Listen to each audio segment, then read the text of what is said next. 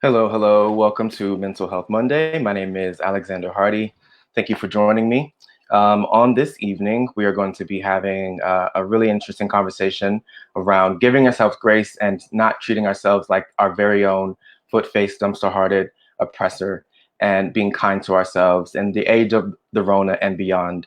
We'll also be covering 5 things that brought me joy in the past week, including an Alex Got to Eat check-in, and a trip to Magic Soul Food that was a little bit less than magical, and a couple tools for coping while the Rona makes everything fucking terrible. Last week on Mental Health Monday, I was joined by Tanya Denise Fields of the Black Feminist Project, and we talked about how she's pouring into herself, recovering from the Rona, what she's doing for her Bronx community with the Black Joy Farm, and how she is taking care of herself while feeding her family and taking care of her village. I'll be sharing that link here in the comments. Thank you all for joining me. Just give me let me post that here.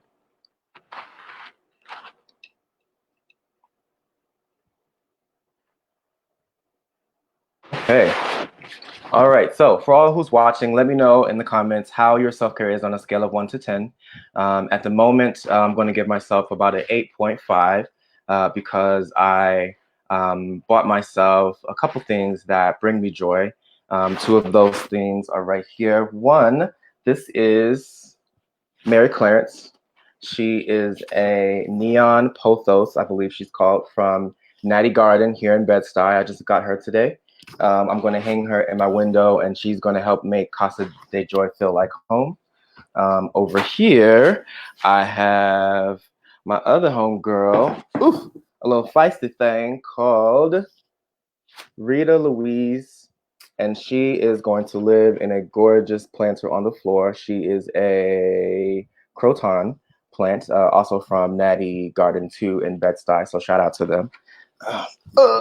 So both of those things have helped me get some joy in my new apartment situation, so shout out to all of the planters and the Black gardeners and everybody else out here. Before I talked to Tanya, I also talked to Angelica De La Cruz and Bianca Shaw of Tribe Co-Create here in the Bronx, or in the Bronx. And we talked about their self-care, the power of collaboration and healing through community, what community support looks like, and the importance of pouring into ourselves while and before pouring into other people. And I will share both of those highlights here in the comments as well. All right.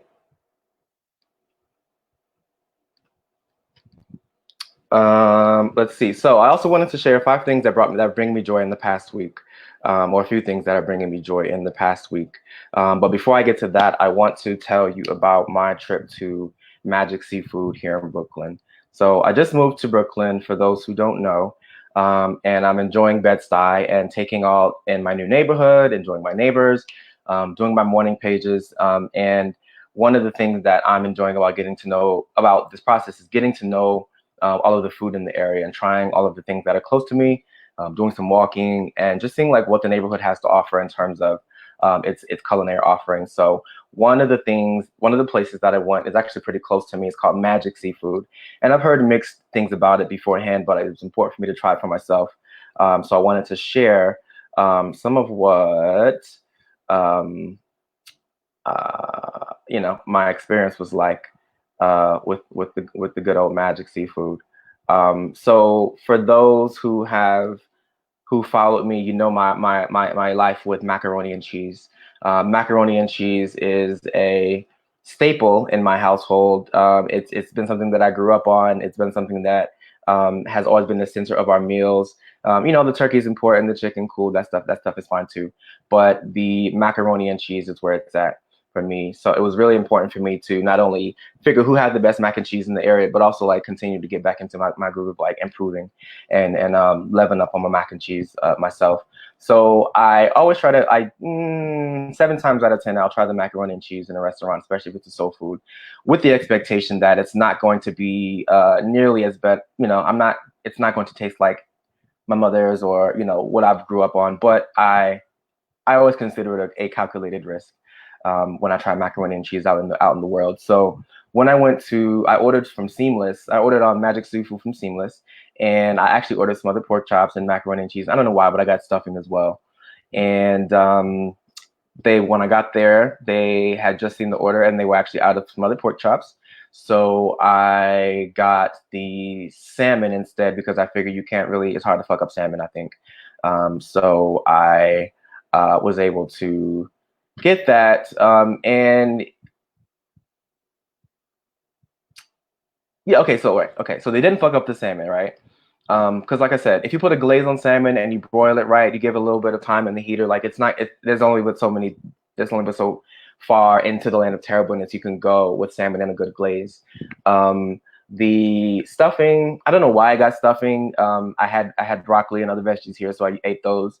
But we ate a lot of stuffing around our holidays, and my mother makes a pretty good one, so I got that. It was good. It happened, it was a thing that I digested, and it wasn't terrible, but it also wasn't the best thing I've ever eaten either. The mac and cheese for me should have. Well, you want the mac and cheese to be the star of the show, but for me, the mac and cheese was texture-wise, it was really good. It was creamy. Like I could tell it was baked, and that the mac and cheese was not just there. That the baking did not just happen for. I don't know, that it wasn't just a pots of plate situation, which but the thing with the mac and cheese was like, I know everyone has their own journey with the macaroni and cheese, but for me, yeah, for me, the only thing I could taste in there was cheese and no garlic, no pepper, no salt, no. I mean, and I'm sure that was in there, but it was just like noodles, cheese, milk, and that was really it. There was no, give me some jazz, give me some something, give me a little bit of, something to make me feel like a natural woman when I'm eating my macaroni and cheese. So I would go back. Someone actually told me that it was decent, and I agree that the macaroni, the food at Magic Soul Food in Bed Stuy was good. It wasn't terrible at all. And so I would go back there. Since I've just moved into the Casa de Joy, one of the things that is important to me is getting my kitchen situation together. And I've been taking this first week to just get my organization in place because it's hard for me to function and thrive and cook and do all the things if I have to go looking for every tool that I need and all the things. I have limited cabinet space as is, so I've been having to get really creative with storage and with all of the things. So I have my first round of chicken marinating. I'm going to bust that down with brining, and I'm going to bust that down with some of my green sauce and get it popping here in the next couple of days. Well, tomorrow morning, actually, because it gets too hot in the evening to be baking up in here. So we got to get our baking rhythm down, but so far so good. So the other thing that is bringing me joy, in addition to just acquiring my new plants, is keeping in touch with my community. And one of the ways that I have been doing that is just by, like, of course, talking about feelings and self-care all the time. But I wanted to share a little bit of our joy mail, or what I'll be calling my joy mail segment. And this week I've asked to, and this just entails me reaching out to my community with the question. And, I wanted to get some feedback on what people are doing with their self-care situations. In particular, this week, I asked folks, what was the best thing that happened to, around, or because of you this week? Now, with the Rona making everything terrible, we have, there are still protests happening. COVID, the Rona is still on the rise. We have cases spiking in various places. We still have people who are unemployed, on top of all the other issues that were happening before the Rona happened. And so it's important that we focus on joy and that we choose joy when, as often as possible, but that we don't feel bad about sharing the good news and the positive things that are happening to us right now when our social media feeds, the news channels, the radios, our social media circles, everything is so inundated with terribleness and bad news and death and loss and destruction and things like that. So I have a bit of good news to share from some homies in this first Joy Mail segment. So again, the question was, what's the best thing that happened to, around, or because of you in the past week? My homegirl to Cole Libby Talkin, who's the host of the Black in the Garden podcast, who inspired me to start my own horticultural journey. Her good news was that she got the green light to continue a garden project that the Rona canceled in March. She has 8 garden beds to play with, and, dramatic pause, she's getting paid to do so. So shout out to that. Shout out to Nicole for being able to secure some employment and opportunities and a way to channel her creativity and her passion in this really fucking horrible time.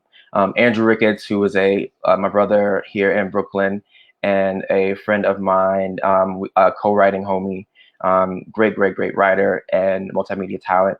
He shared that he was actually my boss one time at BET. He also shared that he helped a friend's video compilation get crazy views on the Netflix YouTube. It's one of the big wins he's had since they hired him from his referral. So shout out to you for helping that video get those views. And also shout out to putting your homies on and helping your people get paid. Another piece of good news. If you're watching, feel free to share in any of the comments anywhere some good news, or reply to me with some good news that's happened to you in the past week. I would love to broadcast that. Anisha, my co-founder of Get Some Joy, she's living out in Oakland, making it happen on the freelance as a freelance marketer. She shared that she has been taking care of herself by sleeping in and ordering all the menu items that she wants. I really support that. I've been indulging in audiobooks and envisioning the world I want to build for myself, and being so gentle and kind, replacing my inner hater with grace and normalizing luxury for my body and my experiences. I know that's right. That gets three chicken wings of approval, for pouring into yourself without shame, for loving on yourself, giving yourself the space and time to ask for more gravy, to get the dessert also, get the appetizer and the dessert, and another dessert for the midnight hour when you wake up craving something sweet in the middle of the night. Get all the things, pour into yourself. Shout out to you, Anisha. Quardine, who is the mastermind behind Made in Brownsville, an organization here in Brooklyn, shared that I reached out to him because I'm trying to get into a garden. I'm trying to get into the dirt. Not only do I have my flowers, my plants here, but I want to learn more about planting herbs, maximizing the space I have here with some type of window garden situation. Maybe participating in a garden cleanup. So if anyone who is watching knows about a garden cleanup for a community garden here in Brooklyn, or some type of space where that needs people to get on their knees and put their hands in the dirt and play in the weeds and make things grow. And I'm also able to learn from, please let me know, reach out to me. I'd love to help out with that. So Quardine shared that he had 500 plus applicants for their Youth Design Center's paid virtual summer tech camp, where we are teaching web design and coding to 12 to 19-year-olds, which is super important right now. We also just hooked up 2 of our alumni with summer internships in architecture and marketing. We're trying to raise $5,000 more to pay for the summer stipends. Folks can support our mission to increase access to STEAM professions for underestimated youth by becoming a monthly or one-time donor. And he shared a link to the Youth Design Center at Made in Brownsville, and I'm going to share that here in the comments here. youthdesignCenter.org. So on the link that I'm sharing at youthdesignCenter.org, Quardine has shared there are ways for you to donate and contribute to their goals of empowering youth. So I'm sharing that again, youthdesignCenter.org. In the meantime, support Quardine at madeinbrownsville.org.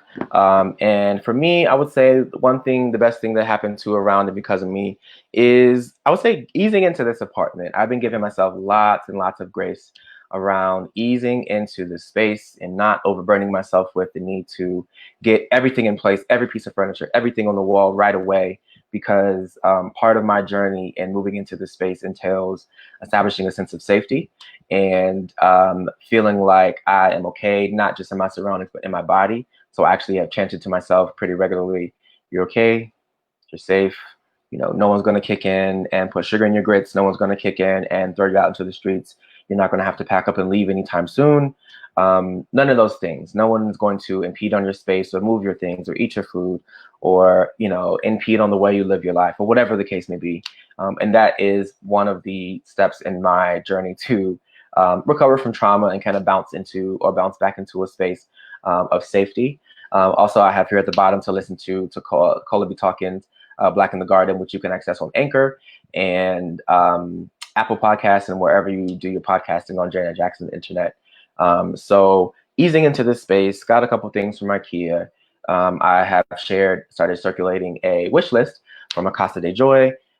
People have been asking for where they could send gifts, so I made an Amazon list to just get some things in here to make this place feel like home. The plants were I think the biggest win in the past week, and getting storage containers, baskets, to ease into this space. I'm going to get a beautiful desk, a beautiful bookshelf, and all the things to hang up pictures and just make this space. I make this space feel more like somewhere that I can feel totally at ease and not just some place that I'm living. The consensus is that it takes a while for this space to feel like a home, or a space to feel like a home. So I'm supposed to be patient with myself and give myself time to ease into the space and add my personality by painting and adding pictures and whatever it is I need to like feel like I'm living in this space and that I'm living here permanently. So that's probably the biggest win that I've had, or the biggest thing that's happened to me.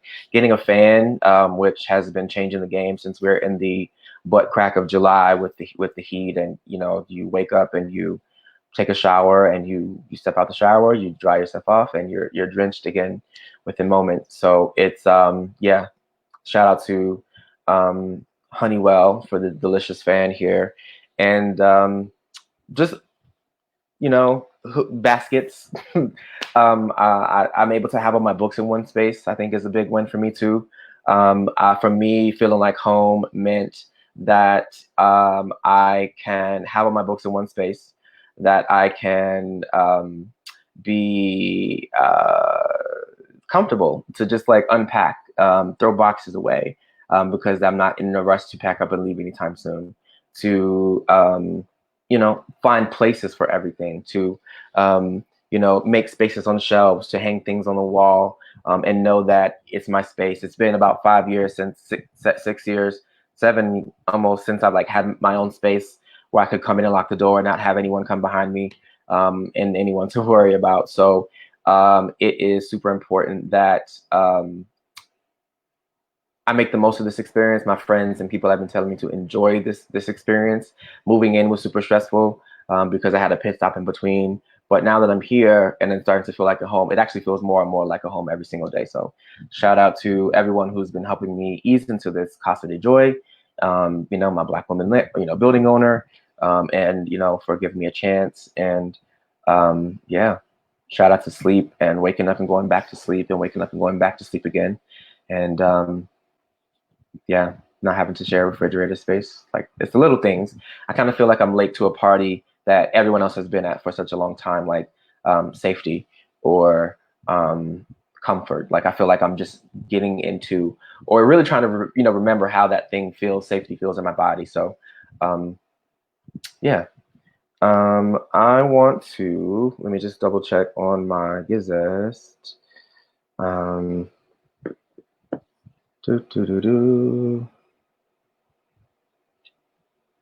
One moment. So if you're watching, feel free to share about your self-care situation in the comments. I would love to shout out your wellness situation, what's working well for you, what you could be doing better or differently.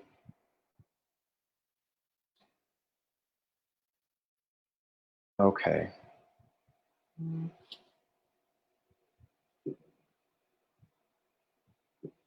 All right.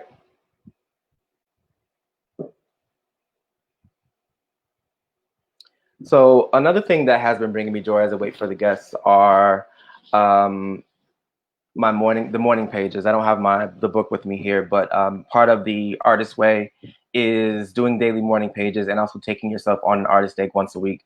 And that has been changing the game for me because another part of my trauma recovery process, or easing into my sense of safety, is establishing healthy routines. And so waking up in the morning, grabbing water or coffee or a smoothie or whatever, some combination of that, and heading down to the stoop to write while the neighborhood is quiet.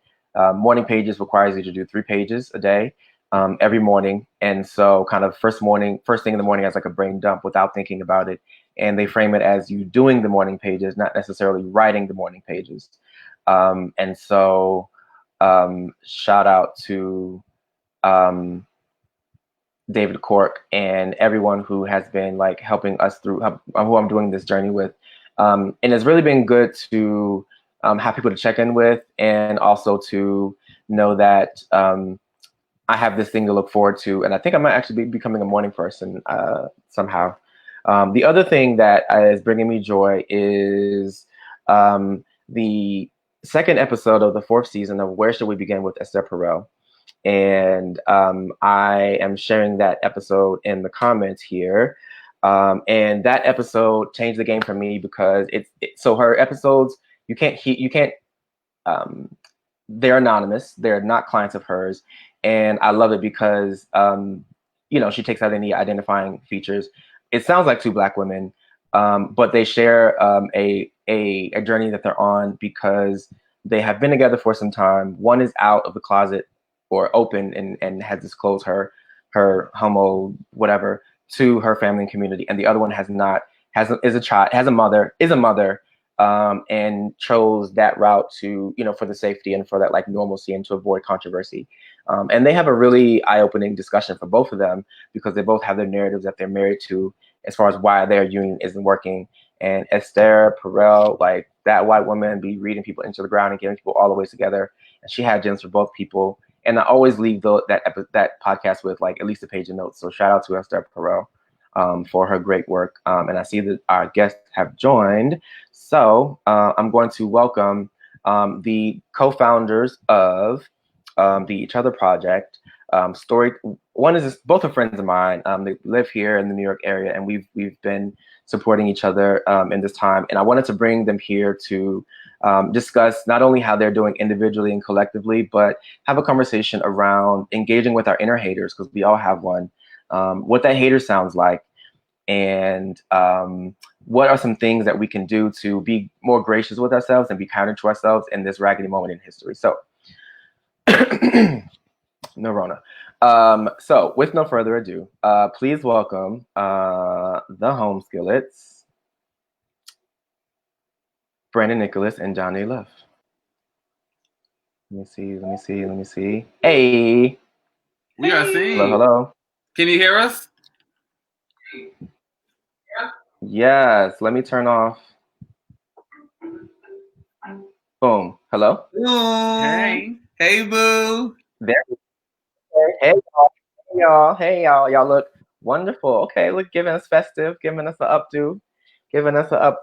How are y'all doing on today? How are we doing on today? I defer to you. How are we doing on today? I'm doing okay. I can speak for me. I mean, yeah, I'm doing okay. I'm here. Okay. I'm present. I'm alive.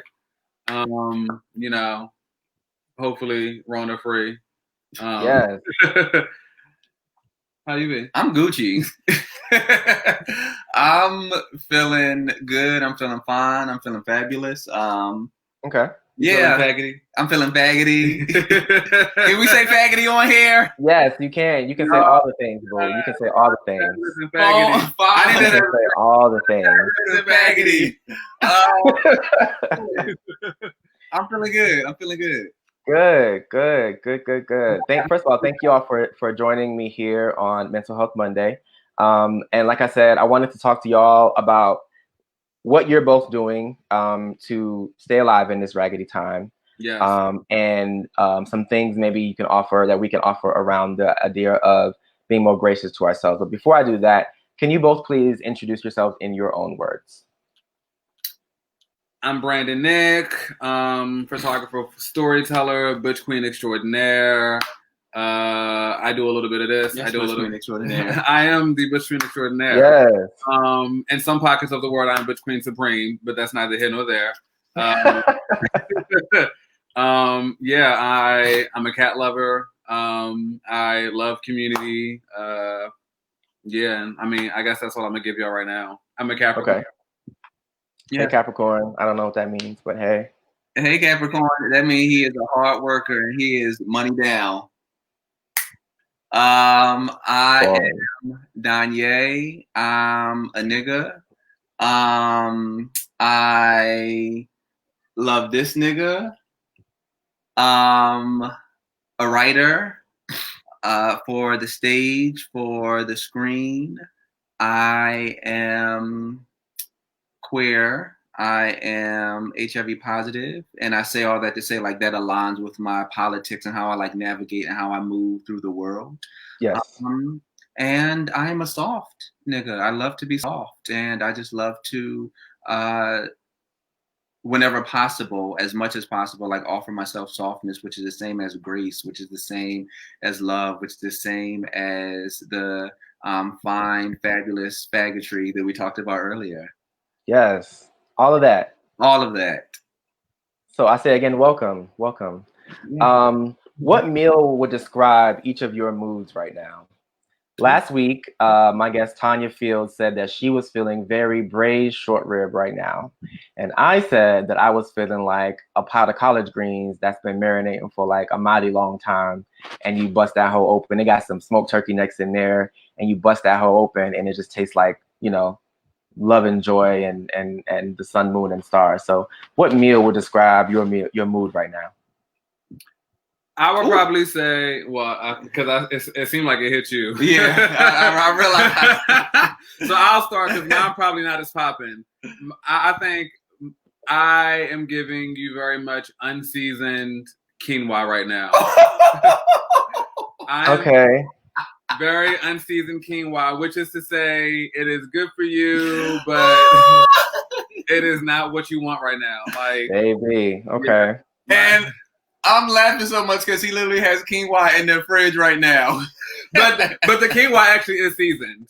The quinoa in the fridge is seasoned. I, on the other hand, is feeling like you're feeling unseasoned. Yeah, like I spent 90% of my day entering in receipts for taxes. So that's why I'm feeling very unseasoned quinoa because taxes need to get done because capitalism and all that bullshit. But that is the key. That took me out. Dang, no garlic, no salt, no pepper, no nothing. That took me out. I'm feeling very much like a slice of sweet potato pie with whipped cream. Yes. Very much like a slice of sweet potato pie with whipped cream. Warm or nah? What you say? Warm or nah? Is it warm or nah? No, it's not warm. Okay. It's not warm. I don't give I like mine I like my room temperature. Okay. With a slight chill. Because literally I don't just a little slight chill. It's a little okay. You don't want for the whipped cream to melt. So she can't be too warm. And literally and think in terms of like Brandon describing himself and like using the day as to why. Today was I didn't do my taxes yet. I'm waiting until like the very, very last minute. So today just gave very much Today gave very much reading. Today gave very much getting some work done. Today gave very much sitting outside. And so a slice of sweet potato pie with whipped cream ice cream give you very much exactly what you need. Yes. Shout out to you. I'm feeling it. Shout out to you because I think this week I might be giving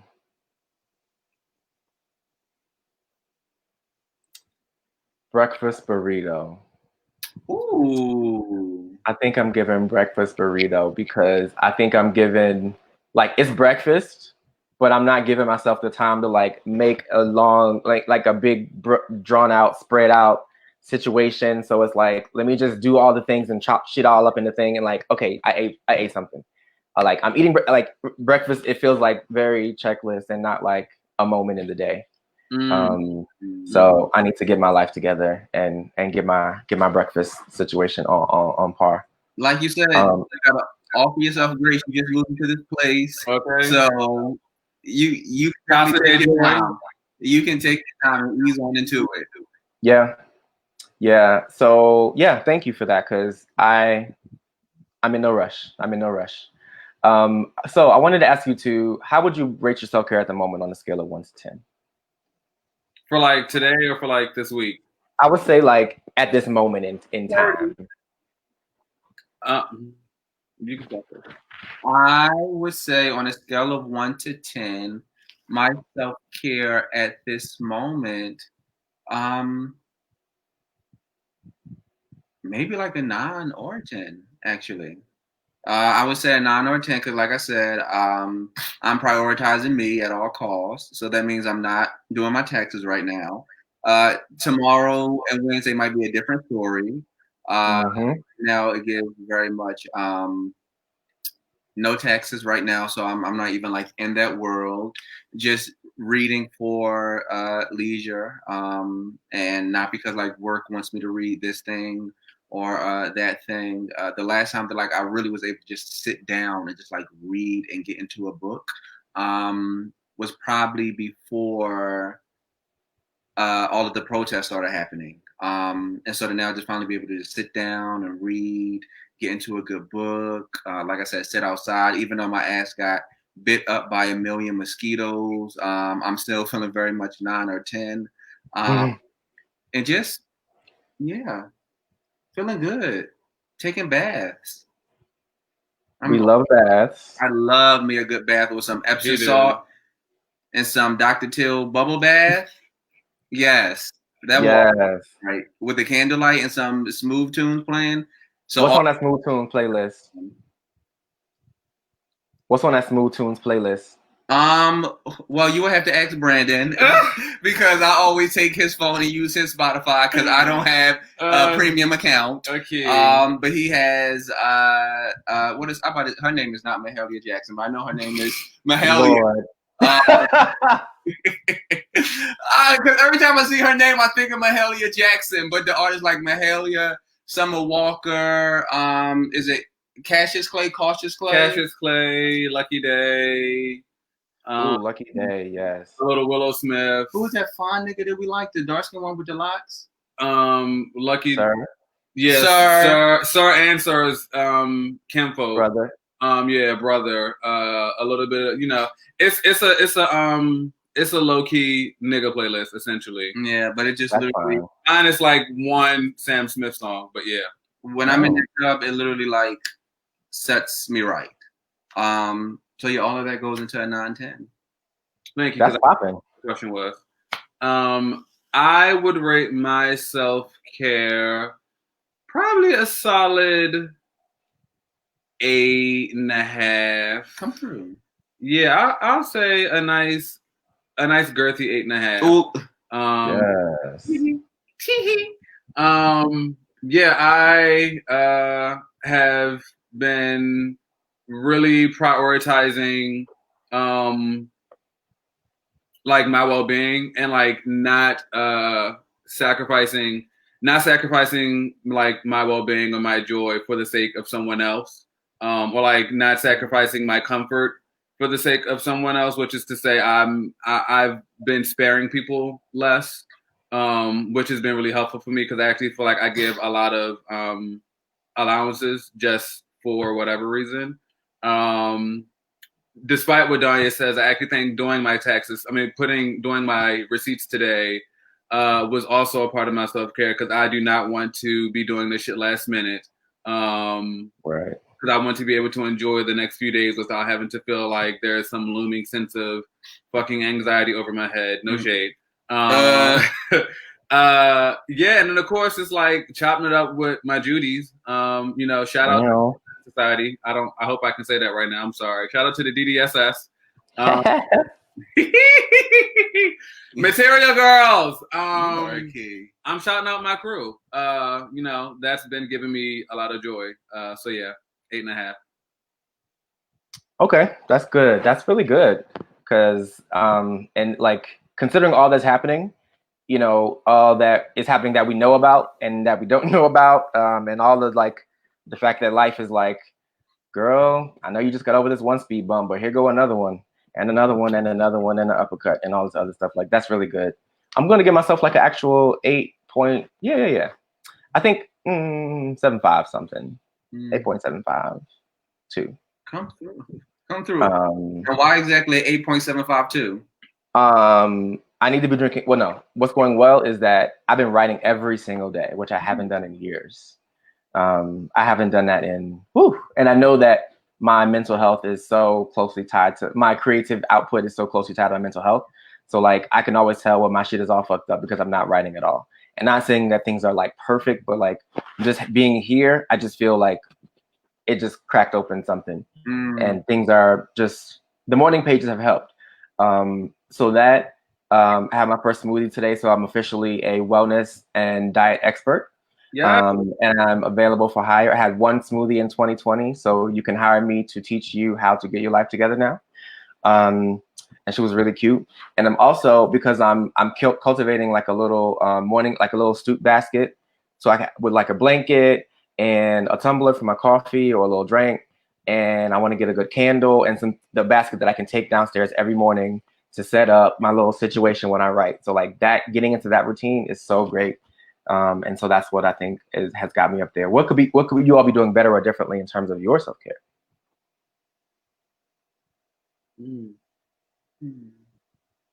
That's a really good question. What could I be doing better or differently about my self-care? I think I'll say, and I think this goes into what I was saying about why it was a girthy 8.5, because I've been sparing people. I feel like I've actually been biting my tongue, at least like with myself, and I guess been holding myself back and not being so open and honest. So I guess I could be a bit more forthcoming, I guess, in the areas that I'm already not forthcoming. Yeah, I would probably say that. Yeah, that's a good one. And I would say not, or rather allowing myself to not feel obligated to like reach out and to check in on people. Because I can find myself get into a point where like, okay, remember, it's been like 2 days since you like checked in or called this person or like sent this person a text, like say hey, like give them a call, FaceTime them, and that's real. And then like doing that to exercise like your softness, and of course to like check in, let that person know that like you're there, whatever the case may be, blah blah yada yada. But when it becomes a point where it starts to feel like work, like it's like that's when you know it's actually not a part of like self-care. So like I can do better by allowing myself to be like, okay, Donja, yes, it's been like 2 days, yes, it's been 3 days since you last talked to that person, and that is absolutely okay. Like that is absolutely okay. And also they can reach out to you as well.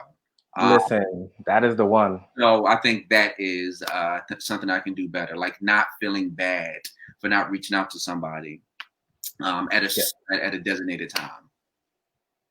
That's important because especially now we all have different needs, and like none of us have ever done this before, and I feel like we're all kind of figuring out how to support one another right now. We're still learning also like how we best need to be supported. So like that's an important boundary to set for yourself. To know to free yourself from that obligation of you know, like we can support our people in different ways, and like, you know, maybe that's not, yeah, you can still be there without like knocking on someone's door every single day to check in on them.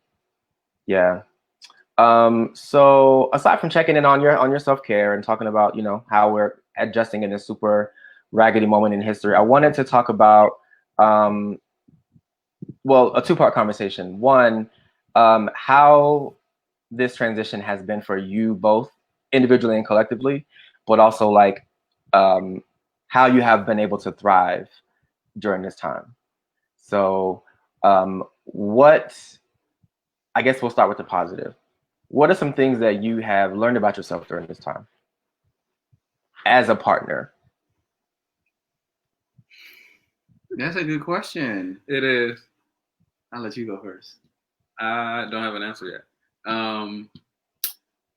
Or just in terms of like supporting your partner, or how you need to be supported.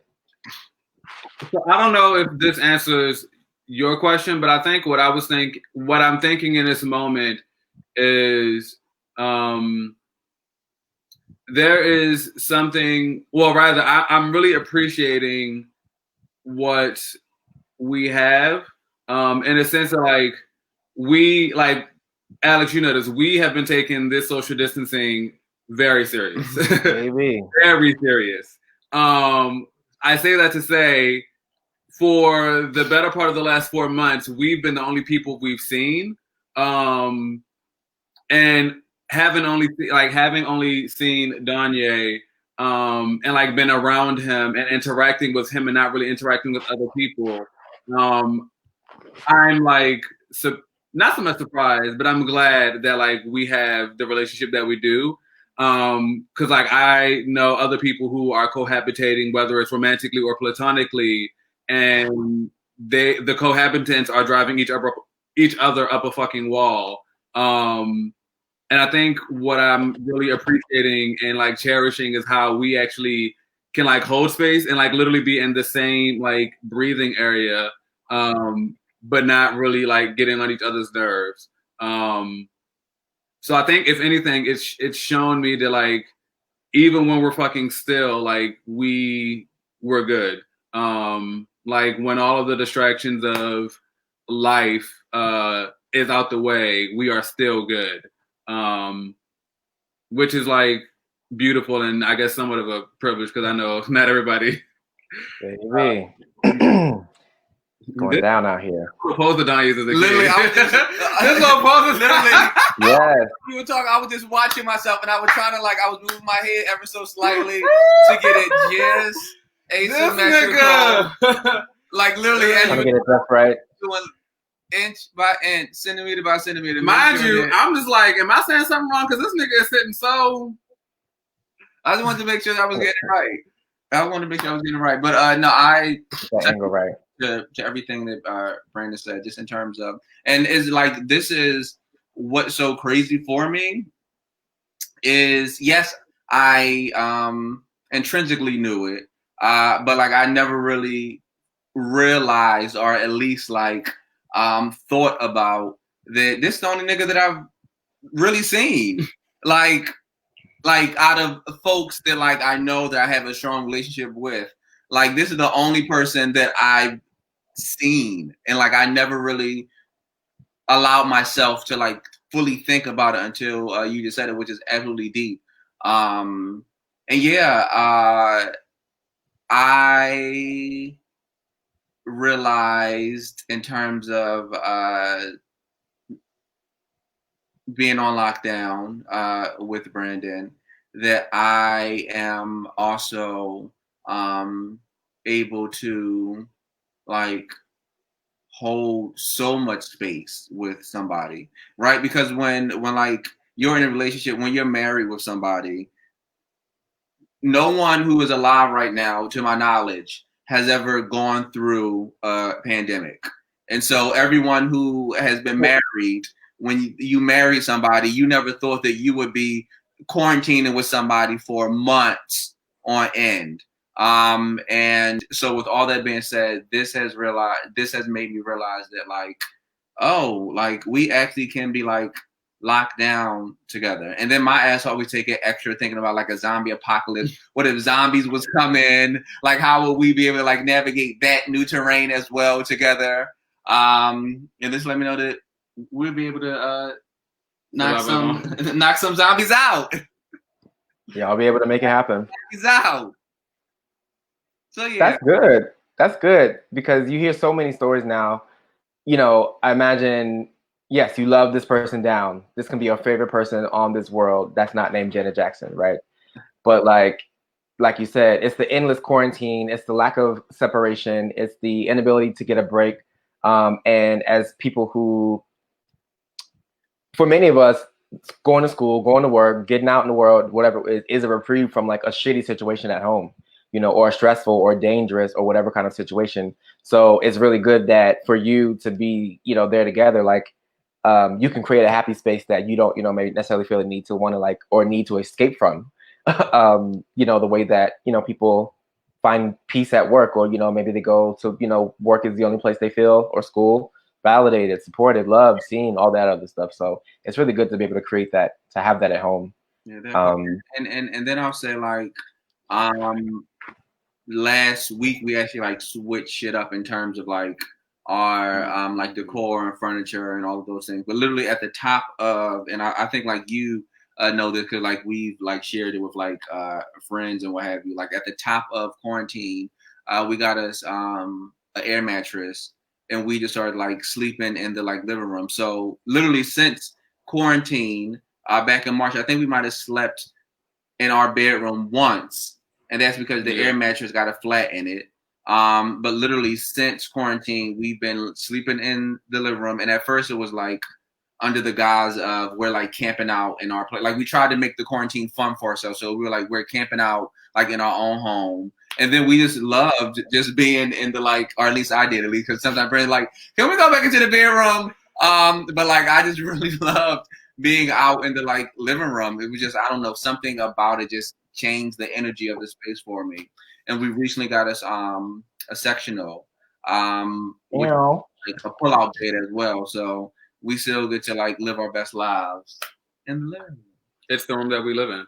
Come through. I love that. I love that. And it's, you know, you got to create your new routines, find your new normal, or whatever that is to help you get through this thing. What have been some of the challenges of being both independent creatives, you know, in your own journeys, trying to be creative in a pandemic under these terms, under these circumstances? What have been some challenges in thriving in this time? I'll jump right in terms of like challenges. I am a very specific writer in terms of like not just as it relates to like discipline and like craft and like all of those things, but like in a very like spiritual way as well. Like I need for the space to be a certain way. As much as I love Brandon, Brandon cannot be around me as I'm working and when I'm writing. And oftentimes before quarantine, like when I would write, Brandon, if he so chose, would like maybe go into the city or go to like a like bakery or what have you. And now it gave very much, okay, how can I still write? Because like writing is still something that I do. How can I still write like under these circumstances? And so just figuring out like what that rhythm was. And for me, it literally, and which gagged me, like being in the like bedroom, right, and like being on the bed, because like I've trained myself to not be in the bed writing, because bed is a resting place, the desk is the writing place. But just like getting myself to a rhythm of still like being able to just like be in the bedroom on the bed writing. And I think a thing that gave me so much fire to do that is at the top of quarantine, I was able to have conversations with Black same-gender loving men who survived the AIDS crisis in the 80s, some of which were diagnosed during that time, some of which lost lovers and even friends during that time. And so to have these conversations with men who existed during such a pivotal moment in history, and to hear them talk with so much resiliency, to hear them talk with so much grace and so much hope, gave me such a fire that one, we're going to navigate through, we as a society, as a world will navigate through this moment. And then individually, it gave me a fire to scribe the things that I heard them say. And so like that has really helped me get into a groove as a writer and navigate through the challenges. Yeah. You're so cute. Ooh, that's cute.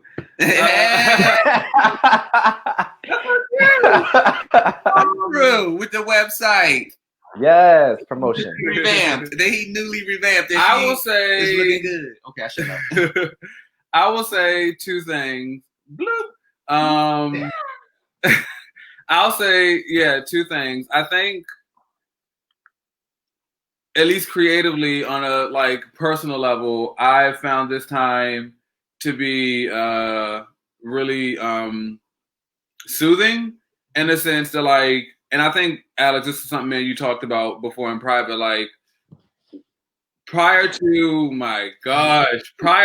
the pandemic, like oftentimes I would go into the city, like Donja was saying earlier, just to get out the house and like to activate myself into like work mode and create mode, because there's only a certain amount of work that I can do in the house. But like now that we are literally in this moment and still taking social distancing very serious, I've like found that one, I can actually be creative in my house. But it's also like, but on the other hand, it's like I'm also really annoyed because I also work from home and having white people in my house when this is like my, you know, my refuge, my like my sanctuary is like triggering a little bit. Digressing, but I think creatively it's been really soothing because now that I actually am home and I don't have to go into New York, I've come to like the conclusion that I can actually take my time. I don't have to feel like the self-imposed pressure or like the pressure of being in New York to like rush and get the shits out. I literally can take my time with whatever it is that I'm doing, with all the things that I'm doing right now.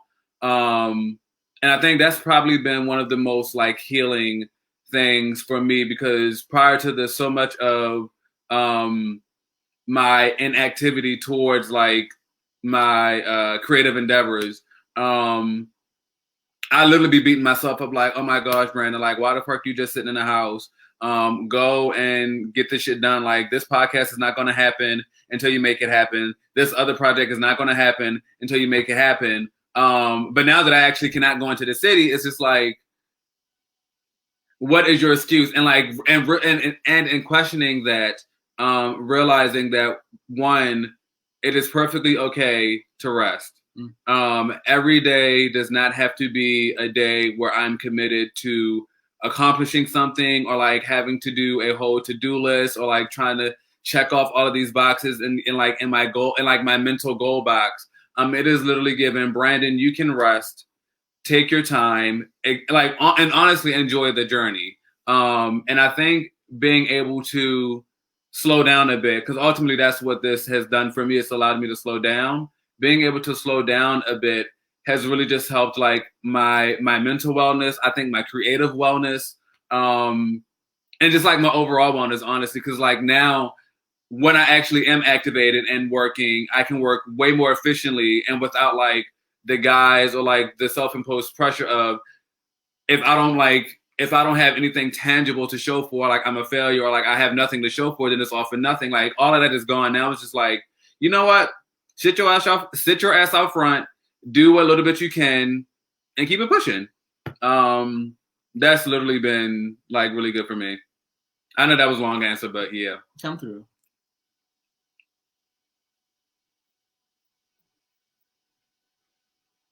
We need to be more patient with ourselves, and like both of you said, like there's so much out of our control right now, and what you can control is your sanctuary. You know, you can control. I was on a podcast with a couple weeks ago from Miss Vixen, and as a collaboration with this group called Tribe Co-Create. And one of the things they talked about was like not allowing that white supremacist standard of like urgency and, you know, having to be busy all the time and being super responsive to company emails and like being available off the clock and all those ridiculous things. Allowing that into your house is allowing white supremacist standards into your house. Ooh. So I'll be damned if I let all of that fuckery into my home where this is supposed to be a place of peace.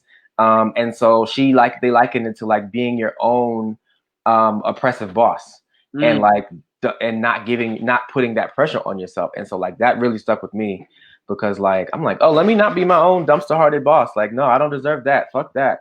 Like, so I love that both of you are thinking in that way. And so down the same vein of giving yourself grace. One of the reasons we have to work so hard to give ourselves grace is because we all have an inner hater.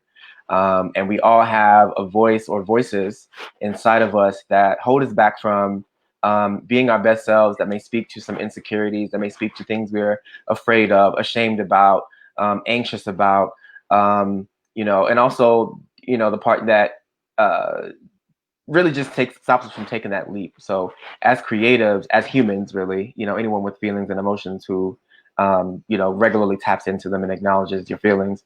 I'll go first, but what I'm curious about is like, aside from those ideas of urgency, or I must respond right away, or I must churn out X amount of work, is what are some of the things that your inner hater says to you? Or what are some of the lies that your raggedy inner hater says? So for me, I'll just say that, like, I mean, you know, people call it imposter syndrome or whatever it is, insecurity, doubt, whatever. A lot, I know for me, my inner hater uh, tells me that I'm a fuck up. My inner hater tells me that you're never going to get it together. My inner hater tells me that, like, no one gives a fuck about your writing, or that, like, these stories aren't going to connect with anybody. My inner hater tells me that, you know, whenever, like you talked about the to-do list, Brandon, when I don't get through all the things on my to-do list, like, my inner hater will beat me up about those few things that I didn't finish and not let me appreciate the things that I did finish, and not let me appreciate the journey or what I did learn or what I did accomplish or the people I did call or the phone calls I did make or any of that stuff. So my inner hater keeps me in a space of what else, and not able to enjoy the present or the moment. Like, getting into this space, yes, but, like, my inner hater is like the fact that it still looks like an in transition ass space. And I've been here for literally like a week and change. That, like, see, you're a fuck up. Like, you bringing those same raggedy habits into this new space, all of those things. And so it prevents me from enjoying the journey, from feeling at peace in this house, in this place, and from also enjoying my creative process when I'm so chained to, like, all of the expectations of them and they and all those voices that haven't really said all the shit I'm thinking about. So in terms of you both, and giving yourself grace, as humans, as creatives, as partners, as niggas, what are some things that my niggas made us smile? Yeah.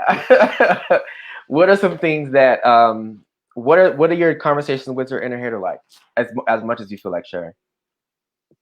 I think, and I like that you phrased it as conversation, because I definitely be talking back. To make that clear, I definitely be talking back. I think mine is also kind of based and rooted in imposter syndrome.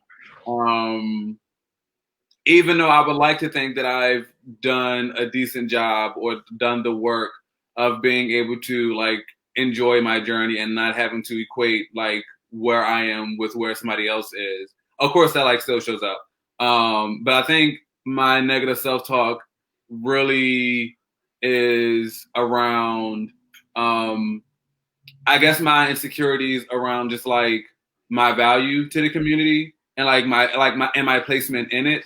So, like, for me, it's just like, why are you doing this? Like, who the fuck cares what you're doing? Like, nobody's paying attention to you anyway. So, like, even doing all of this is for nothing. Or, like, people are only paying attention because of, like, your proximity to other people who are already popping. Like, you're not popping on your own. Or you're not popping by any means. But, like, to your original question of, like, what is the conversation like? I think oftentimes, or I think in those moments when I am beating myself up, I'm just like, all right, nigga, chill the fuck out. Even if, and I think, and so, like, even if all of what you said is true, does any of that shit matter? And, like, I think that's literally what I ask myself, because it's like, what anchors me and, like, what I do creatively and just, like, existing as a person, is really just wanting to honor younger me and, like, future younger me's, and basically just really just wanting to, like, love up on the community. So even if, like, all of my negative self-talk is true, which is to say nobody's fucking paying attention to me, I'm still loving y'all fucking regardless. I'm going to, like, be my bandy self regardless. I'm going to be, like, my creative self regardless. So, like, in those moments when I'm just like, I'm fucking invisible, and, like, I still feel invisible, because literally so much of my insecurities literally comes from, like, childhood trauma of not being seen, and literally being looked past and looked over. In those moments when I feel like I'm still invisible, I'm just like, okay, so what? Keep going. Like, and hopefully all the other invisible people will see us. Like, maybe all the invisible people exist in their own little invisible ass world, and we can see each other.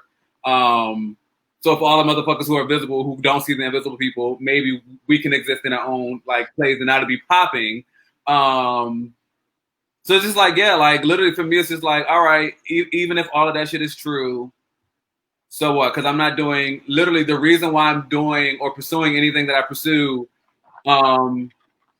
is of no like direct correlation to whatever my negative self-talk is telling me. You're going to do it anyway, basically. I love it. I love it. Actually, really, and like I actually never thought of it that way. Like with the of obviously this isn't everyone's journey, but it just feels like when that inner hater comes out, like it's annoying as fuck, but like we still like get it done. Like the thing still gets done, right? Versus that inner hater talking and like you just completely stopping and like not doing it point blank period.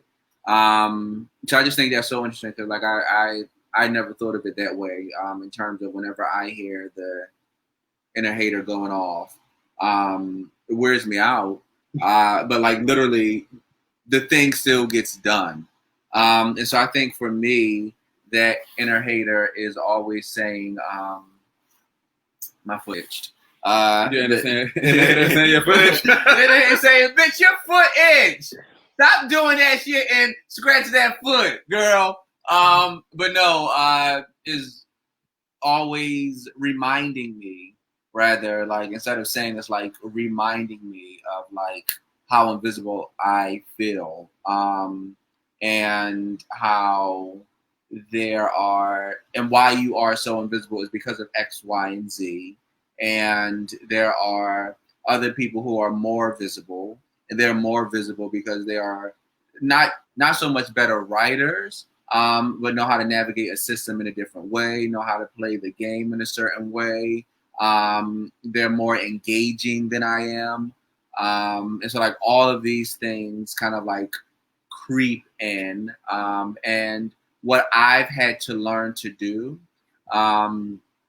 is to like channel that energy, because sometimes I could find myself getting into a space where I write and I'm writing so that people can see how visible I am, so that people can be like, oh, hey, oh, look at what this bomb-ass thing that Donja just wrote. And not because I'm writing it because the spirit is moving me, but because I'm essentially even in the writing letting that inner hater win. And I'm writing to prove the inner hater wrong versus writing because the story is telling me it needs to be written. So like that's something I'm still navigating through and learning how to decipher.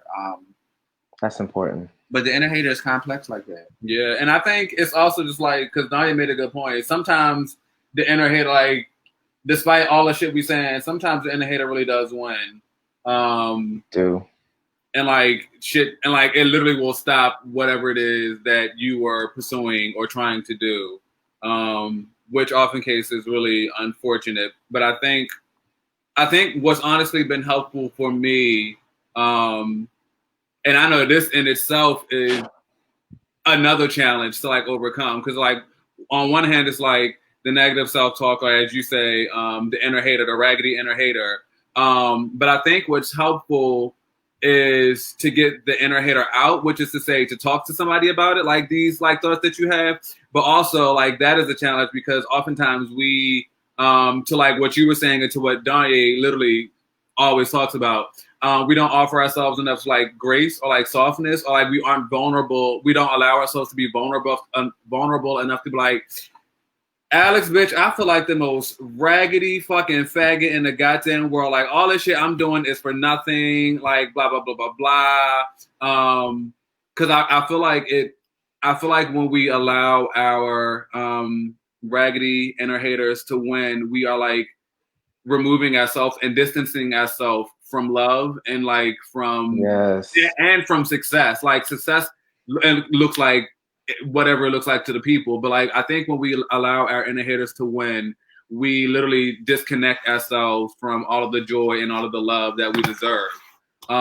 Yes. So I think, so like it really is just I think a practice of one, talking back to that motherfucking raggedy ass bitch ass inner hater, And if the inner hater actually got more hands than you have at that moment, then you need to bring up and jump that bitch. Because it's given, Donja, I'm really feeling like a shitty storyteller. Like, this podcast is not happening. The pieces ain't hidden. And you can be like, no, nigga, don't believe that bullshit. Like, you are great. What you're doing is really fucking important. Blah, blah, blah, blah, blah, blah, blah, blah, blah, blah, blah. And that inner hater got stomped the fucking moat hole in. But literally, I think all of that does go into literally cultivating the muscles to giving yourself grace, giving yourself permission, and being soft with yourself. Because if you aren't allowing yourself to like be those things and to do those things towards yourself, then the inner hater will always beat your ass, and it's no shade. Well, all right. Every time he will win. Every time the hater will win. So you both actually just touched on it, you know, in terms of how do you talk back to or like make that raggedy bitch stand down when he get, you know, when they get out of line and start running that mouth. And one of the things you both, in other words, said, something that I try to think about is evidence. And is there evidence of this shit that this voice is saying, that you're not talented, that nobody loves you, that you don't matter, that you're invisible, because people do see you, people are checking for you, you know what I'm saying, you are winning things. And I love that Donja said that his inner hater doesn't necessarily say that other people are a better writer. It was like, I'm not necessarily saying that because, you know, I write my motherfucking ass off, but there are other doubts. There are other doubts, but no, that's super important. The evidence, you know, are people telling me I'm a piece of shit? Are people treating me like trash? Are people, you know, telling me I'm unlovable? You know, nobody likes me. Does my phone not ring? To help kind of counteract some of that crap that the inner hater is telling you. And the other thing that, I mean, aside from just the fact that we all deserve good things, you know, joy, love, you know, softness, whatever, you know, just because we're members of the Rhythm Nation. But would you ever treat anyone else like that? Like, would you ever let anyone else talk to you the way your inner hater talks to you? Okay, no. That part. And hold on. Oh my gosh. Teddy Riley struck again? No. Hold on. I have a speaker that's about to beep and go dead. Ooh. Talk amongst yourself for like 2 seconds. Hold on. I will. I think I'll start to. Yes. Yeah. Come on, leg muscle. Yes, leg muscle. I think I will jump in with at least where Alex was leaving off.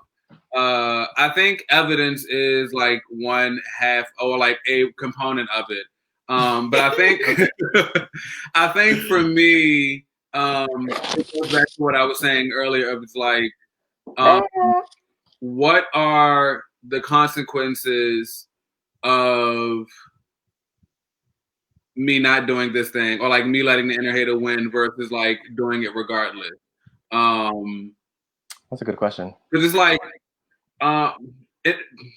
there's another way I'm trying to say this, but like, does the risk of not even so much the risk, but does, I guess, the comfort, because I often feel like sometimes when we aren't allowing ourselves to be our fullest and best selves, especially as creatives, it's because we're afraid to like grow into a new comfort space. Which and honestly, like, that inner hater is stay here in this room that you like outgrown. Stay here in this room that you've outgrown. So does me staying in this space benefit me versus the benefits that I would get from trying this thing regardless? Like, right. Which of these things have greater value? Me not doing something and like, you know what, actually people are better than me. Maybe somebody else will do it because there are already so many people who are already further along and like they're like popping this than I am. So like, just let them go ahead and do it. Versus the joy that I would get from just knowing that I put something into the universe, that I was able to like cultivate a creative baby and share it with the world. Yeah. That's good. That is important. You're so smart. It's important because like that shoulda, coulda, woulda will eat you to death. Like it will eat you alive, and nobody can share that with you. Because it's really about which, like, and this may not be the best way to say it, but like it just came to me just now. What type of suffering do you want to do? Do you want to endure the suffering of your inner hater telling you can't do shit so you actually won't do shit? Or do you want to suffer growing out of your comfort zone, growing into a bigger space, like doing whatever it is that your like inner hater is telling you that you can't do? And for me, it's just like I don't want my suffering to be based on like regret. Like I don't want to be like, damn, I really wish I did that idea that I had last year that I was so fucking passionate about, but I was literally thinking, oh my gosh, nobody will see me as a fucking filmmaker, nobody will see me as a podcaster, nobody will see me as a great like photographer, versus damn, it's literally hard as shit to make this fucking podcast happen. I've been working on this shit for the past 2 years, but I'd much rather suffer with making this shit happen than wishing I'd even tried in the beginning. So I think it really does boil down to like, what type of suffering do you really want? Like, do you want to go through, or like, what type of suffering or pain do you want to endure? Yeah, that's real. Because and shit, it might not even be suffering if you take that step. It might be easier than you think. It might be better than you think. It might be more popping. Like whatever that project is, there might be somebody. What I've also learned is that there might be somebody who's waiting for you to ask for that help, or waiting for you to, let it be known that, just take that step because they want to help you.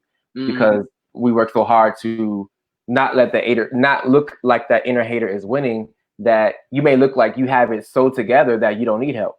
Mm. So there's levels. Yeah, and I think what eases, instead of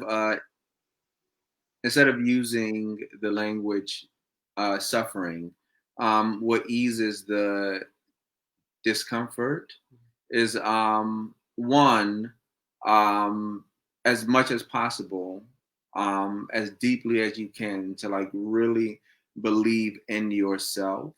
And like if you lose track of that, is being able to have community, right? Like being able to have folks who believe in you. So when you forget to believe in yourself, when you run out, you have people that can pour that into you. Mm-hmm. And knowing exactly who those people are, because I'll say I've gotten myself sometimes in the predicament of people who I admire, or like people who I want to be in some proximity to, like reaching out to those people and like thinking like these are people that if I hear I'm good from them, then I'll be good. Versus people who don't give a fuck about any of that, who literally at the end of the day, they could care less about the number of plays that I had produced. They could care less about the deals that I have going on. All they care about is Donja's well-being. Like having those people be a part of community, reaching out to those people, because that will actually fill you up the most when you're in these moments of discomfort. I love that. It's important to have those relationships that are not only rooted in your appreciation for each other's work or whatever creative bond you have. Like if you can find people to support you just on a basic human being level, I think that is kind of the recipe for success, especially in this. And letting that's also important in combating that talk from that inner hater. If you have that constant inpouring of support, of people affirming you, people telling you you're great, people telling you you're beautiful, you're brilliant, all these things, like that hater's voice becomes less and less powerful. And you also, you have your own evidence and armor to block that raggedy bitch from your atmosphere. Yeah. Also like people who will be like, bitch, now you was wrong for that. Now you was wrong for that, because then also like what that means, like those people really do have your best interest at heart. Shout out to honest people friends. Will really keep it real with you. So even with something that like you've been working on for a minute, that you're like, oh, I done came hard. They'd be like, bitch, now you could have came harder. You came hard, but I know you, and you could have came harder. And who will do it though with the truth, but with love and with softness, with grace at the same time. Like that's also important. Like not just somebody who will always be like, you're amazing, you're beautiful, everything you do is filled with lilies and roses and rainbows. those motherfuckers that will be like, bitch, that shit stink. And you know it stink too. I'll add to that. But not in the way that feed it and I hate it. I will add to that. Like, I think part of cultivating, or like even part of having such a good connection with community to uplift you and to like literally stomp a moho into the inner hater, is like sometimes showing people how to show up for you, or like it, and showing people, telling people what you need in particular moments or just in general, because especially with what Donja just said about like having like friends, having people in your circle who actually can be really honest. Oftentimes, like there are some people in your circle who really do want you to win and also are deeply rooted in your overall well-being, but they don't always know how to show up for you. So even when you present them with a thing, or just share anything with them, it's like, that you get very surface, like, oh my gosh, that's good, congrats. Oh no, I thought it was great. I thought it was fine. No, like I need you to read the shit out of me. Like if I'm presenting something to you, I don't want you to tell me this shit is cute or this shit is fine or like I can't wait until it's done. I want you to read me for fucking Phil, because I need this thing to grow and to be strong. I need you to literally tear it apart so I can build it, tear it apart in a constructive way so that I can build it together. And this is literally just like for me. But like also recognizing that often like sometimes there are people in our core circles who really do want us to win in all of the ways that we want to win, but don't necessarily know how to like, I guess for lack of a better word, don't know how to cheerlead for us. So it's like, I need you, I think one thing I used to say a lot is like showing people how to walk through your garden. Like, I need you to like be this type of person for me. I need you to show up for me in this way. And like, these are the things that I don't need as well. So when I'm like when I'm expressing to you what my inner hater is saying, I may not always need it's okay, don't worry, things will get better. Like, you're great. Like sometimes like sometimes like I'm kidding because I'm like, this actually feels a little counterproductive and counterintuitive. But like sometimes there is some truth and I guess some grounding in what your negative self-talk. And I'm not even, I'll step away from the inner hater and say what your self-talk is telling you. Because I think for me, sometimes I can be extremely ambitious. And I think my self-talk, even if it is feeling negative, will definitely be like, all right, nigga, I need you to like be a bit more based in reality and it be a bit more, not so much objective, but being realistic. But like, if I'm coming to you and I'm feeling all of these things, I don't need, like, I don't know.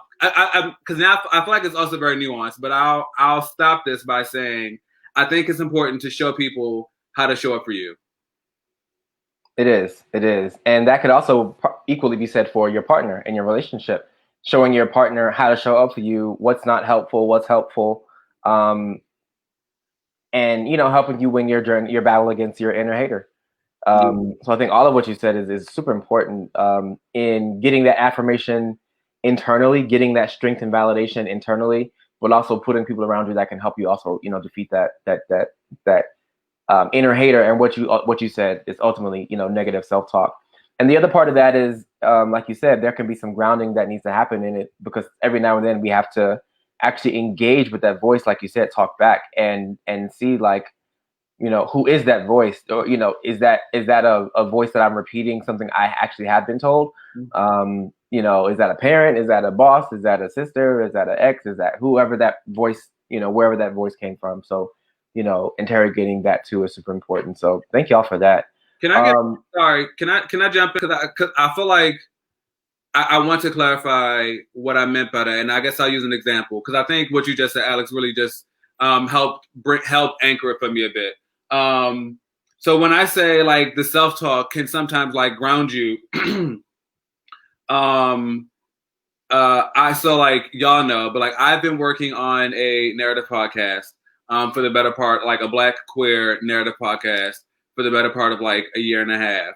I remember there was a time, and I think there's also a lesson in here of like honestly trusting your self-talk, even if it feels like it's going against what other people are wishing well for you.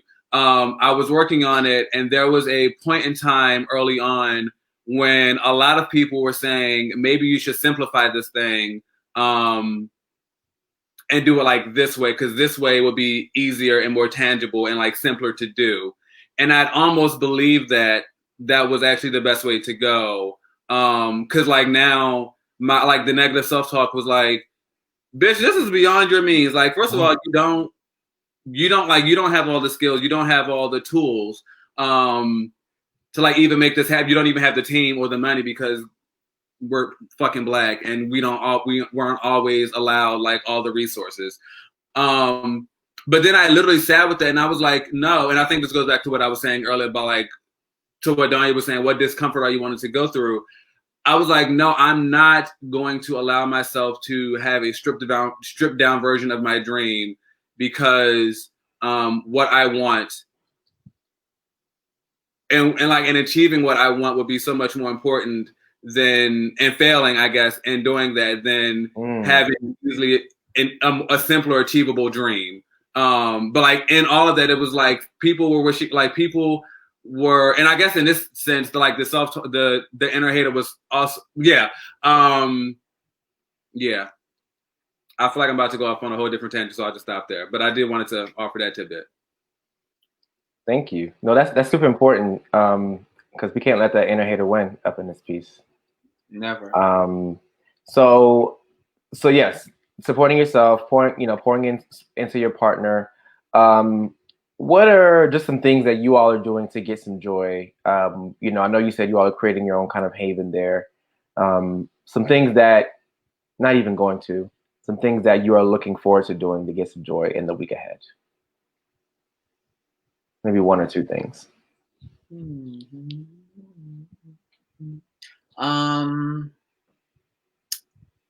I'm working on a new piece, and I shared it with y'all and some other friends this past weekend, and just like ruminating, marinating with the feedback that I was given. And so I plan on later this week jumping back into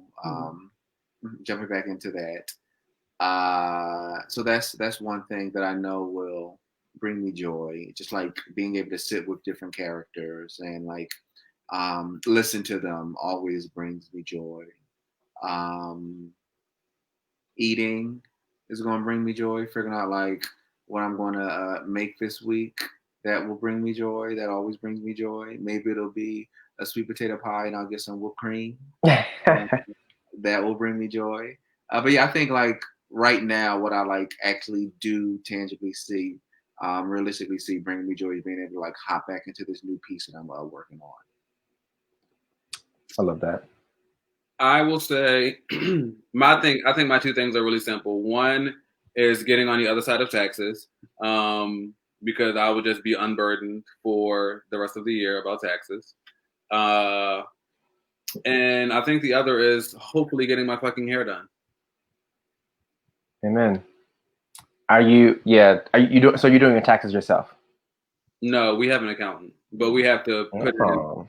We have to put in a year's worth of receipts. Bless you. Yeah. For me, as far as getting some joy, I want to find more plants. I think I'm about to become a plant hoarder. Plants is it. I think I'm about to be a plant hoarder. I wanted to ask, do your plants have names? Yes, they do. Who is that behind you? This is Miss Donna. Miss Donna. She got a twin, Miss Dawn. She's in the other window. And right here, this is Miss Pearl. Hey, Miss Pearl. Yeah. Yeah. Has it been an easy journey for you being plant parents? Because this is my first actual plants. I killed an orchid like a motherfucker a couple months ago. So I want to do it right this time. We've killed some as well. And some have been murdered by our cat. Yeah. well, I would say one has been murdered. Like it was a cat palm. And like literally out of all of the plants, like that was the one that she would always go over to rub up on, and she would rub on it so fiercely that like it exactly would go limp because it snapped.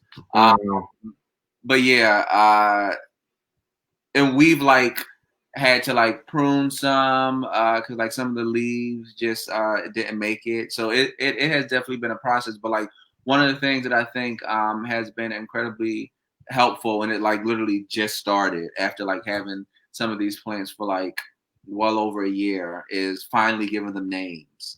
Like people have always said, like give your plants name them, and we've like literally just started. Like we gave them our names and like talk to them, like literally talk to them in the morning time, in the like evening. Yeah, like help breathe life into these babies. I love that. I'll also say it's like just because we literally went from 15 plants to 4 plants to now 9. And this is, and it, I think what's so beautiful about like having plants and like, or like even having gardens or like growing any life, is that there is no like one care package. Like all of our plants need a different amount of water, different amounts of light, and really being like attentive and intentional with how we care for them. I think has been the biggest thing for me, because it's like at first it's given every Wednesday, all of y'all getting all the water in the world. All the water, all goddamn water in the world, all the water. Bitch, y'all will drown. You gonna drink today? And realize some of these bitches not even thirsty at all. Like at all. Yeah. And so like literally learning like which of our babies, which of our aunties like need what type of tender loving care. Yeah. And like they're literally living, breathing things. Like Miss Donna and Miss Dawn, like them being at the window where the sun is, like I would say give it maybe like 3 to 4 days. How she is right now, like she literally will be turned and facing like the window. And like when I see it happen, I'll turn her back around and give it 3 to 4 days. She'll be turned facing the window again. It's like these are literally living, breathing things. Wow. It blows my mind. It blows my mind. Like Donna and Dawn and the tree, Keisha. I think you know the tree. Miss Keisha. Yeah, Miss Keisha. That tree's name is Keisha. Those are the 3 eldest plants. And like literally Donna, when we first got respect, Miss Donna. Miss Donna. We gotta give them respect. Yes, Elder. Donna, when we first got her, was all of like 5. Oh, she was a baby. She definitely was young, and like her and Miss Dawn have like blossomed. Oh, she was really a baby. So it is really nice just to see how, like, literally, like Alex, you'll just look at your plants one day and be like, "Damn, bitch, you grew." Yeah. Really.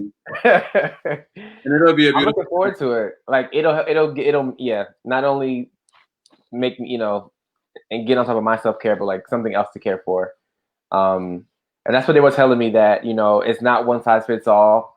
That it's not all the same quantity. They would like learn up on which ones need direct sunlight, which ones need indirect sunlight, which ones need extra drainage, all of that. Like spraying them, wiping them down, all kind of like it's a whole thing. So I'm looking forward to that.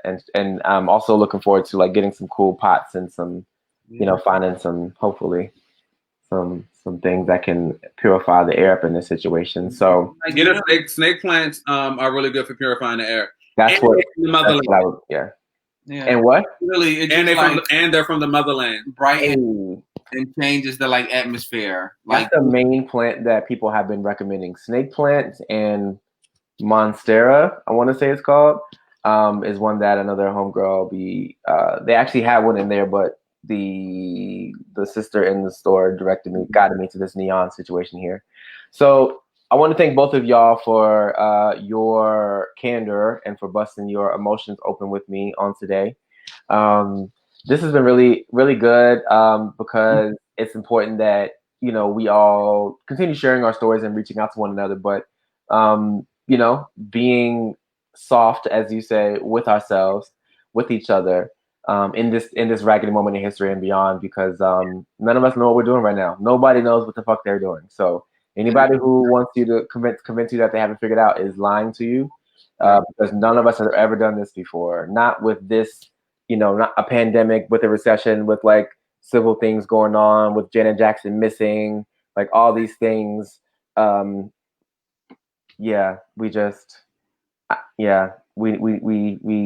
this is all a shit show for most of us, and I just want us to remember to be kind, not only with ourselves but each other as well, because just like you don't know what the fuck you're doing, neither do most of the people that you encounter on a daily basis.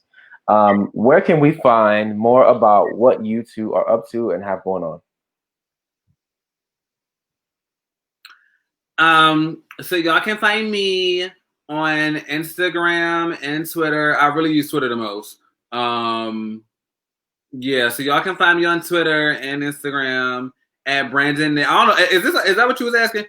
Y'all can find me on Instagram and Twitter at Brandon Nick, BRAND 0 NNICK. You can also visit brandonnick.com. You can also visit Let's Get Back to Queer.com. You can also visit the eachotherproject.com. Yeah.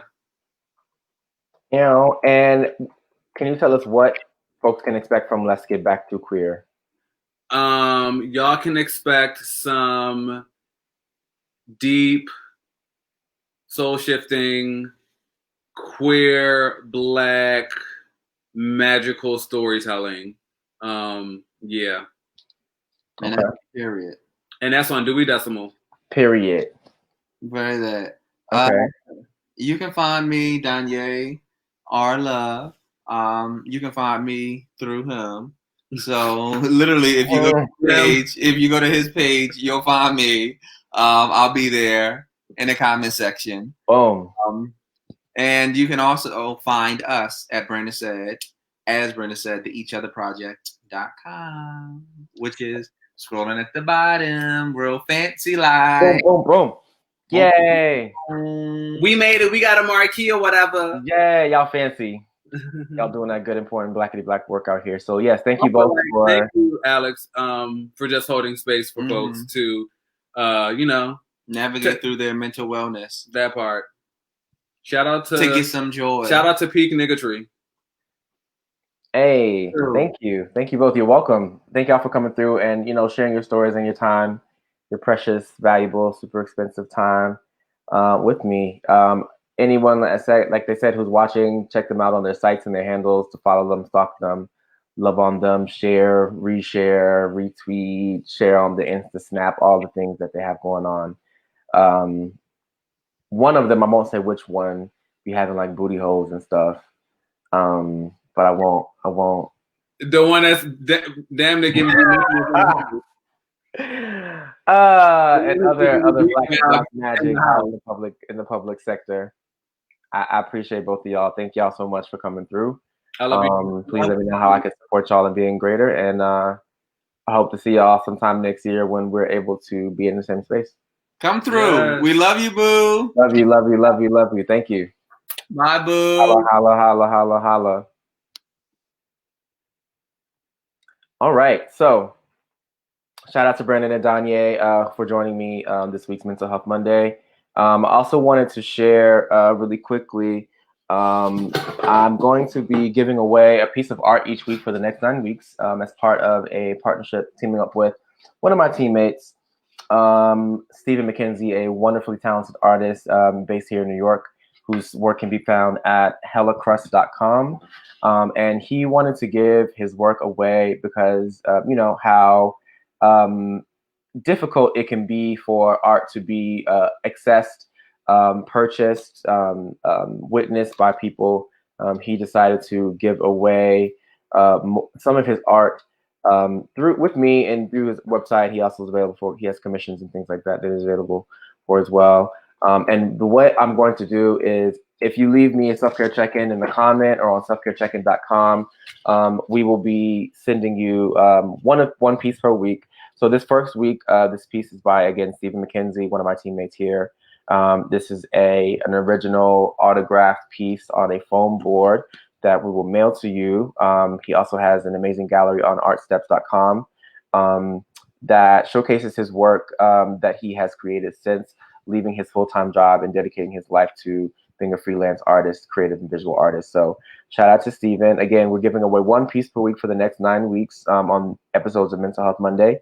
If you leave me a self-care check-in, letting me know about your self-care and or what you're doing to get some joy in the comments of this video on any of the platforms or on selfcarecheckin.com, we will be selecting a winner and sending that out next week and getting in touch with you and getting this into your hands. It can be framed. I'll double check on the dimensions, but it's a square foam board, black and white, original art by Stephen. Some of the other ones that we have that I have from Stephen, this is one of my favorites. This one, I guess you can see this one well. This is another hand-drawn one by Stephen, another original. And this one, which I also love. And so we'll be giving these away if you leave a self-care check-in in the comments of this video, you will be made eligible for one of these original artworks. So I have 9. So you have to tune in to have access to those artworks by Stephen. Again, Stephen's work can be found at hellacrust.com.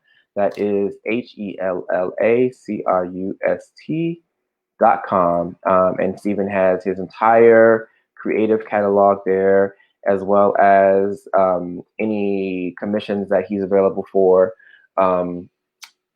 his contact information, his graphic work, his paintings, as well as his hand-drawn work as well. So check him out. Stephen McKenzie, wonderfully talented artist. We're giving away one piece of art each week if you leave us a self-care check-in under this video on any platform or on selfcarecheckin.com. So shout out to Stephen for that artwork. The last thing that I wanted to do is just share a resource that was passed along to me called the Liberate Meditation app. And I just want to pass that along. I haven't tried it yet, but someone let me know that it was a really good resource. They described, I just shared it in the comments on the platforms, and they just described it as the only meditation app by and for Black, Indigenous, and people of color community. So I looked on the website. They have all Black and brown faces, a great roster of Black and brown and other Indigenous folks to choose from, really soothing voices. You know, people talked about the importance of having a Black woman guide them in their meditations. And they have different challenges, and not challenges, but they have a community that you can connect with there for more resources and information. So just wanted to share that. Shout out to Donja and Brandon for joining me on this week's episode of Mental Health Monday. The last thing that I did want to share really quickly before I wrap this thing up here is a few things that I've been up to in terms of supporting organizations and companies and communities with wellness programming. So I'm a mental health first aid instructor, and I also teach my own offer my own joy-flavored wellness programming to companies and folks in-house. And right now I'm supporting people with not only programming, but as well resource gathering, developing custom resource therapist databases, research and developing support groups for organizations. If you're interested in having a support group for your staff, for your team members, I can collaborate with you on that. Another thing that I wanted to share is, let me see how I can do this here.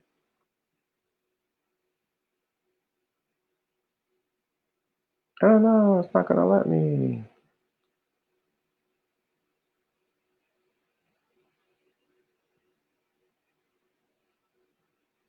Dang, son.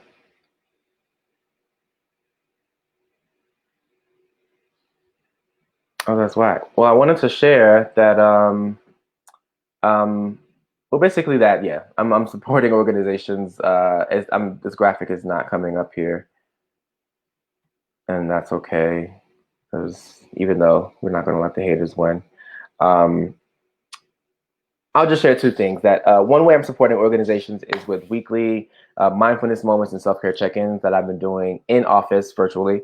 It's a flexible one-time kind of standing session that I've been doing with I'll be doing with teams to kind of check in and foster the culture of vulnerability, connectedness, openness, and normalize discussions around self-care, wellness, joy, stress, things like that. And so it's a customizable session. It can be a one-time, it can be an ongoing, recurring session each week.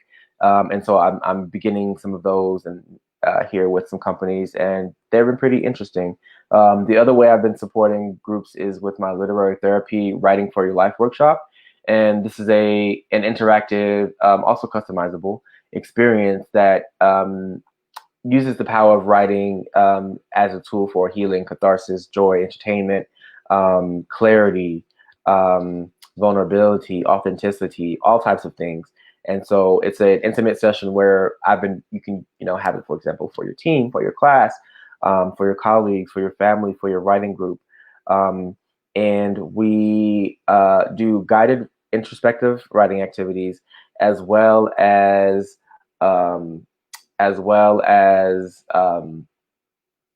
share those writings, share different reading selections, things like that we can offer to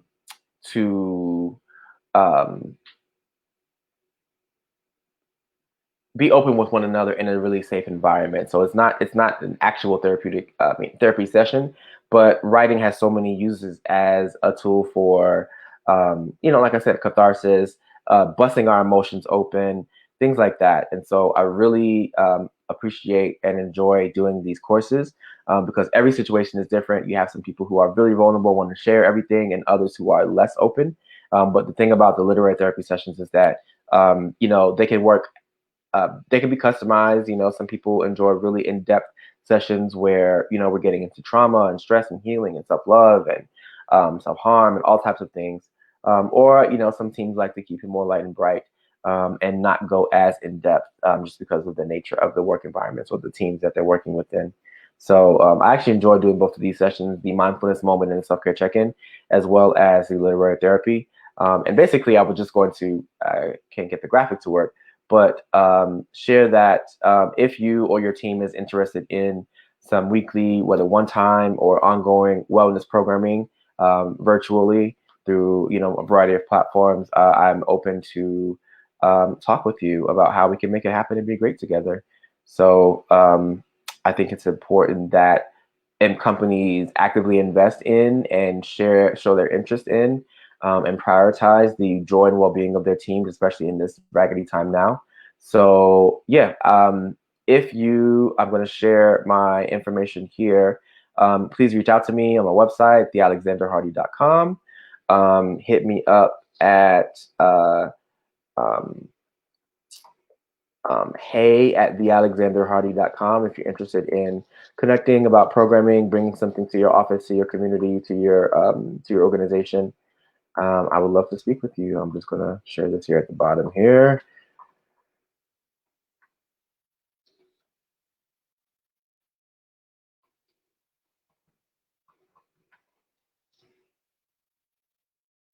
Okay.